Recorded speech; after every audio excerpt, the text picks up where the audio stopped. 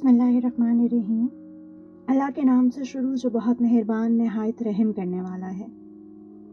اور اگر بالفرض ہم ان کے پاس فرشتے بھیج دیتے اور مردے ان سے باتیں کرنے لگتے اور ان کی مانگی ہوئی ہر چیز ہم کھلی آنکھوں ان کے سامنے لا کر رکھ دیتے، تب بھی یہ ایمان لانے والے نہیں تھے، اللہ یہ کہ اللہ ہی چاہتا کہ انہیں زبردستی ایمان پر مجبور کرتے تو بات دوسری تھی، مگر ایسا ایمان نہ مطلوب ہے نہ معتبر۔ لیکن ان میں سے اکثر لوگ جہالت کی باتیں کرتے ہیں، اور جس طرح یہ لوگ ہمارے نبی سے دشمنی کر رہے ہیں، اسی طرح ہم نے ہر پچھلے نبی کے لیے کوئی نہ کوئی دشمن پیدا کیا تھا، یعنی انسانوں اور جنات میں سے شیطان قسم کے لوگ جو دھوکہ دینے کی خاطر ایک دوسرے کو بڑی چکنی چپڑی باتیں سکھاتے رہتے ہیں، اور اگر اللہ چاہتا تو وہ ایسا نہ کر سکتے، لہٰذا ان کو اپنی افطرا پردازیوں میں پڑا رہنے دو۔ اور وہ انبیاء کے دشمن چکنی چپڑی باتیں اس لیے بناتے تھے تاکہ جو لوگ آخرت پر ایمان نہیں رکھتے ان کے دل ان باتوں کی طرف خوب مائل ہو جائیں اور وہ ان میں مگن رہیں اور ساری وہ حرکتیں کریں جو وہ کرنے والے تھے۔ اے پیغمبر، ان لوگوں سے کہو کہ کیا میں اللہ کو چھوڑ کر کسی اور کو فیصل بناؤں، حالانکہ اسی نے تمہاری طرف یہ کتاب نازل کر کے بھیجی ہے جس میں سارے متنازع معاملات کی تفصیل موجود ہے، اور جن لوگوں کو ہم نے پہلے کتاب دی تھی وہ یقین سے جانتے ہیں کہ یہ تمہارے پروردگار کی طرف سے حق لے کر نازل ہوئی ہے، لہٰذا تم شک کرنے والوں میں ہرگز شامل نہ ہونا، اور تمہارے رب کا کلام سچائی اور انصاف میں کامل ہے، اس کی باتوں کو کوئی بدلنے والا نہیں، وہ ہر بات سننے والا، ہر بات جاننے والا ہے۔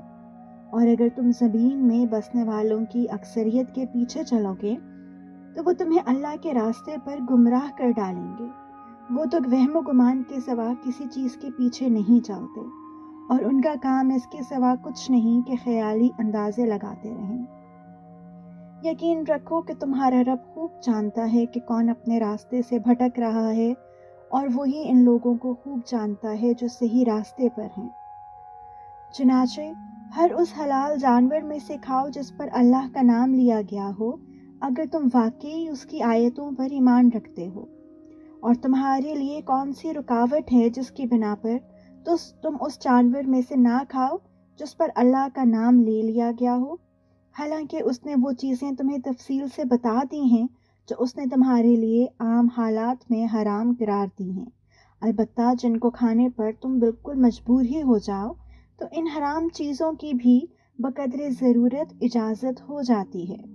اور بہت سے لوگ کسی علم کی بنیاد پر نہیں بلکہ صرف اپنی خواہشات کی بنیاد پر دوسروں کو گمراہ کرتے ہیں،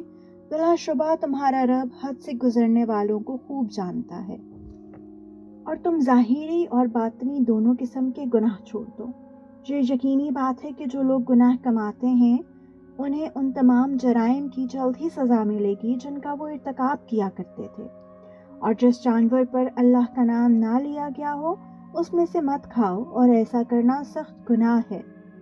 مسلمانوں، شیاطین اپنے دوستوں کو ورغلاتے رہتے ہیں تاکہ وہ تم سے بحث کریں، اور اگر تم نے ان کی بات مان لی تو یقیناً مشرک ہو جاؤ گے۔ ذرا بتاؤ کہ جو شخص مردہ ہو پھر ہم نے اسے زندگی دی ہو اور اس کو ایک روشنی مہیا کر دی ہو جس کے سہارے وہ لوگوں کے درمیان چلتا پھرتا ہو، کیا وہ اس شخص کی طرح ہو سکتا ہے جس کا حال یہ ہو کہ وہ اندھیروں میں گھرا ہو جن سے کبھی نکل نہ پائے؟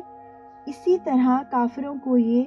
سجھا دیا گیا ہے کہ جو کچھ وہ کرتے رہتے ہیں وہ بڑا خوشنما کام ہے، اور اسی طرح ہم نے ہر بستی میں وہاں کے مجرموں کے سرغنوں کو یہ موقع دیا ہے کہ وہ اس بستی میں مسلمانوں کے خلاف سازشیں کیا کریں، اور وہ جو سازشیں کرتے ہیں در حقیقت وہ کسی اور کے نہیں بلکہ خود ان کے اپنے خلاف پڑتی ہیں، جبکہ ان کو اس کا احساس نہیں ہوتا۔